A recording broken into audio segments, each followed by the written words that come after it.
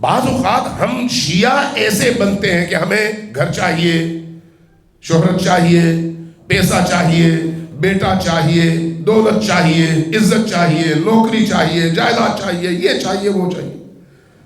کبھی ہم نے یہ دعا مانگی کہ یا ابن رسول اللہ مجھے آپ چاہیے، میں آپ کو چاہتا ہوں، آپ مجھے مل جائیں تو مجھے سب کچھ مل گیا. انسان اگر معرفت کے اس مقام تک پہنچ جائے تو پھر اس کو اگر اللہ مل جائے، اللہ کا رسول مل جائے تو پھر ساری کائنات مل گئی. اگر اس کو حسین ابن علی مل جائے ساری کائنات مل گئی. اگر اس کو مرضی فاطمہ الزہرا مل جائے، رضائے فاطمہ مل جائے تو اس کو سارا عالم مل گیا.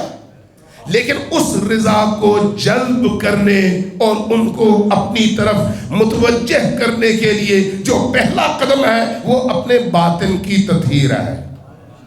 جب تک یہ دل پاک نہیں ہوتا اس وقت تک ہم یہ کام کر ہی نہیں سکتے. اس لیے ائمہ ہدیٰ علیہ السلام کی تمام تر تعلیمات کا محور اور مرکز کیا ہے؟